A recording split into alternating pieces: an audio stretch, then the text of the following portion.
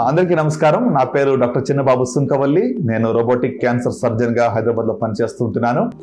ఈ రోజున oral cancers ని మనం ఎలాగూ తెలుసుకోగలం, ఎలాగూ స్క్రీనింగ్ చేసుకోగల విషయాన్ని మీకు చెప్పాలని ఆశపడుతున్నాను. సో ఓరల్ క్యాన్సర్స్ మన దేశంలో సర్వసాధారణంగా పురుషుల్లో కనబడేటువంటి క్యాన్సర్, స్త్రీల్లో కూడా ఇది ఎక్కువ అవుతుంది. కానీ number 1 cancer men oral cancer మనం చూస్తూ ఉంటున్నాం. కాబట్టి దీన్ని మనం ఎలాగూ అరికట్టాలి, ఎలాగూ ముంజాగ్రత్తలు తీసుకోవాలని తెలుసుకోవడం చాలా మంచిది.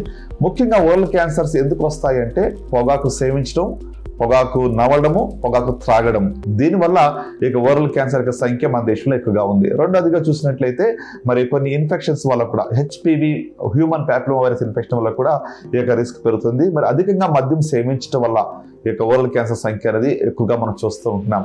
సో ఓరల్ క్యాన్సర్ ఎలాగ ముందుగా తెలుసుకోగలం, ఎక్కడ ఉంటుంది అంటే మీ యొక్క నోటిలో ఎర్రని ఒక ప్యాచ్ కనబడినట్లయితే లేక తెల్లని ప్యాచ్ కనబడినట్లయితే దాన్ని నెగ్లెక్ట్ చేయకండి. అలాగనే ఎలాంటి మరి చిన్న మచ్చ కానీ లేకుంటే ఒక పుండు అయింది, ఆ పుండు మానటం లేదు అనుకున్నట్లయితే వెంటనే మీరు డాక్టర్ సంప్రదించండి. అంటే నాన్ హీలింగ్ అల్సర్ అంటాం, మానని పుండు నాలుకలో కావచ్చు, లేకుంటే దవడలో కావచ్చు, నోట్లో ఎక్కడైనా కూడా మానని పుండు ఉంటే వెంటనే డాక్టర్ సంప్రదించండి.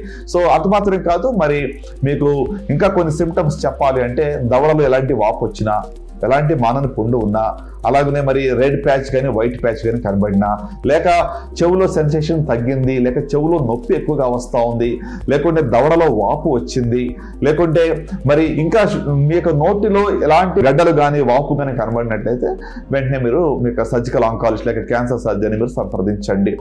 తర్వాత ఇక సెల్ఫ్ ఎగ్జామినేషన్ ఎలా చేసుకోవచ్చు, ఓరల్ క్యాన్సర్ని మనం స్వంతంగా ఎలాగూ పరీక్ష చేసుకుని దాని గురించి జాగ్రత్తగా ఉండవచ్చు అని ఒక నిమిషంలో మీకు చెప్తాను. మీ దగ్గర మరి ఒక మంచి టార్చ్ లైట్ దగ్గర పెట్టుకోనండి. నెలకు ఒకసారి స్వీయ పరీక్ష చేసుకుంటే సరిపోతుంది. మీరు మిర్రర్ ముందు నిలబడినట్లయితే మీ యొక్క నోరుని తెరిచి ఒక టార్చ్ లైట్ వేసుకుని మీ యొక్క లిప్స్ని అంటే పెదాలని బయట భాగాన్ని ఫస్ట్ చూసుకోండి.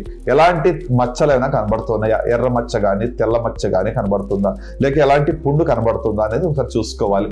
సో లిప్స్ పెదవు యొక్క బయట ప్రదేశాన్ని, అలాగనే పెదవు యొక్క లోపల భాగాన్ని అంటే inner surface of the lips అనమాట, అది చూసుకోవాలి. అలాగనే మరి నోటి యొక్క లోపలి భాగం అంటే చీక్ అంటాం, ఈ యొక్క చీక్ యొక్క లోపల భాగాన్ని రెండు వైపులా కూడా చూసుకోవాలి, దవడని చూసుకోవాలి. అలాగనే మరి నాలిక బయటికి పెట్టి అంటే టంగ్ ని బయటికి పెట్టి ఆ నాలిక యొక్క పై భాగము, పక్కని భాగము, తర్వాత క్రింద భాగంలో ఎలాంటి మార్పులు ఉన్నాయా అని మీరు ఒక టార్చ్ లైట్ వేసి అద్దం ముందు నిలబడి చూసుకుంటే సరిపోతుంది. అదైన తర్వాత నాలిక లోపల పెట్టుకున్న తర్వాత దవడ యొక్క పై భాగంలో అంటే ప్యాలెట్ అంటాం, హార్డ్ ప్యాలెట్, సాఫ్ట్ ప్యాలెట్, దాని మీద కూడా టార్చ్ లైట్ వేసుకుని మీరు ఏదైనా మార్పులు ఉన్నాయని చూసుకోవచ్చు. సో ఇది చాలా సింపుల్ పరీక్ష, భయపడక్కర్లేదు, ఆందోళన చెందవలసిన అవసరం లేదు. కానీ ఇలాంటి మార్పులు ఉన్నట్లయితే వెంటనే మీరు మీ డాక్టర్ని సంప్రదించండి.